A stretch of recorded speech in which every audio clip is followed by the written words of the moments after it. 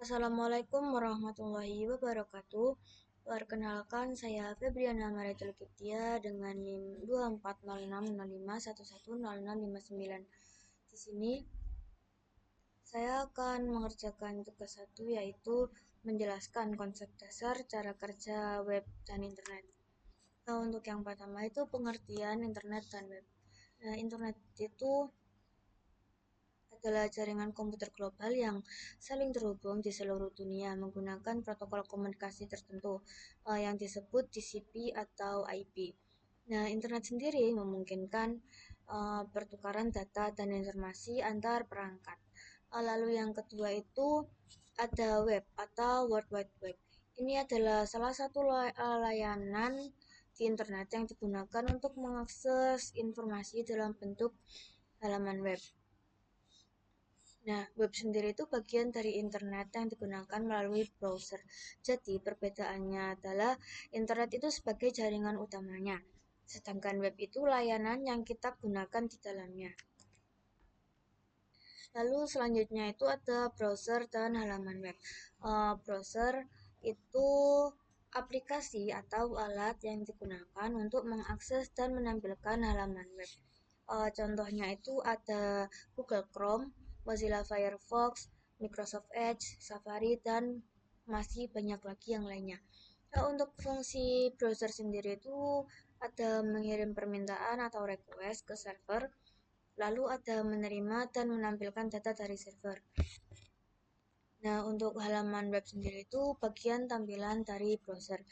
Uh, Halaman web ini dibuat menggunakan HTML untuk strukturnya, lalu CSS untuk tampilan atau desainnya, dan JavaScript untuk memberikan interaksi seperti tombol atau animasi.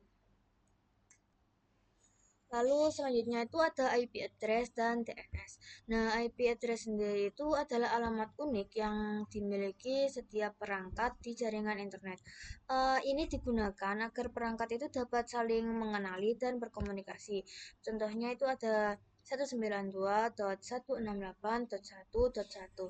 Namun karena IP ini berupa angka yang sulit diingat, maka digunakan DNS atau Domain Name System yang berfungsi untuk menerjemahkan nama domain seperti google.com menjadi IP address. Nah, dengan begitu, pengguna cukup mengingat nama websitenya aja tanpa perlu menghafal angka IP yang rumit. Lalu selanjutnya itu ada client server dan request response. Client itu adalah perangkat pengguna seperti laptop atau smartphone. Nah, server sendiri itu komputer yang menyimpan data dan melayani permintaan dari klien. Untuk request respon itu mekanisme kerjanya dimulai ketika klien itu mengirim request ke server, lalu servernya itu akan memproses permintaan dari klien. Lalu selanjutnya itu server akan mengirim respon kembali ke klien. Contohnya itu saat kita membuka website, browser itu akan meminta halaman ke server, lalu server akan mengirimkan data untuk ditampilkan di halaman web. Nah, untuk selanjutnya itu ada internet. Internet itu merupakan jaringan besar yang menghubungkan jutaan komputer di seluruh dunia. Nah, data di internet itu dikirim dalam bentuk paket-paket kecil melalui berbagai jalur jaringan hingga sampai ke tujuan. Nah, internet sendiri itu memungkinkan berbagai layanan seperti browsing website, email, media sosial, dan streaming video. Nah, tanpa internet, kita itu tidak bisa mengakses website atau layanan online lainnya. Lalu selanjutnya itu ada bagaimana halaman web itu terbentuk. Halaman web itu dibuat developer menggunakan yang pertama itu ada HTML untuk strukturnya, lalu yang kedua itu ada CSS untuk tampilannya, dan yang ketiga itu ada JavaScript untuk interaksinya. Nah, file-file tersebut akan disimpan di server. Jadi saat pengguna membuka website, browser itu akan mengirim request ke server. Kemudian server itu akan mengirim file website dan browser akan merender atau menampilkan file tersebut menjadi tampilan visual yang bisa kita lihat dan gunakan. Proses ini terjadi sangat cepat, bahkan hanya dalam hitungan detik. Lalu yang selanjutnya itu ada HTTP atau Hypertext Transfer Protocol. Nah, ini adalah protokol komunikasi antara klien dan server di web. HTTP ini mengatur bagaimana data dikirim dan diterima.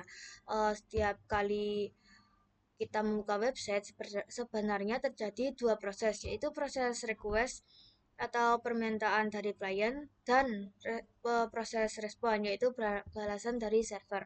Nah, saat ini banyak website menggunakan HTTPS, yaitu versi yang lebih aman karena menggunakan enkripsi untuk melindungi data dari pengguna dari penyadapan. Untuk yang selanjutnya itu ada backend dan database server. Nah, backend itu bagian sistem yang bekerja di server dan bertugas mengatur logika aplikasi seperti proses login atau validasi data, data transaksi, dan lain-lainnya. Lalu untuk database itu tempat menyimpan data secara terstruktur, seperti data pengguna, data produk, data transaksi, dan data-data yang lainnya lagi. Untuk backend itu akan mengambil data dari database, lalu memprosesnya dan kemudian mengirimkan hasilnya ke klien dalam bentuk informasi yang bisa ditampilkan di browser. Lalu untuk CDN atau Content Delivery Network, itu adalah jaringan server yang tersebar di berbagai lokasi geografis. CDN ini menyimpan salinan konten website di banyak server di berbagai wilayah. Uh, Fungsi CDN sendiri itu ada di antaranya adalah agar pengguna bisa mengakses website dari server terdekat hingga loading menjadi lebih cepat. Nah, selain itu, CDN juga membantu mengurangi beban server utama dan juga meningkatkan stabilitas dan performa. Nah, untuk kesimpulannya sendiri, uh, web itu bekerja dengan sistem client server yang berjalan di atas internet. Lalu berbagai komponen seperti browser, DNS, HTTP, server, dan database itu saling bekerja sama untuk menampilkan halaman web kepada pengguna.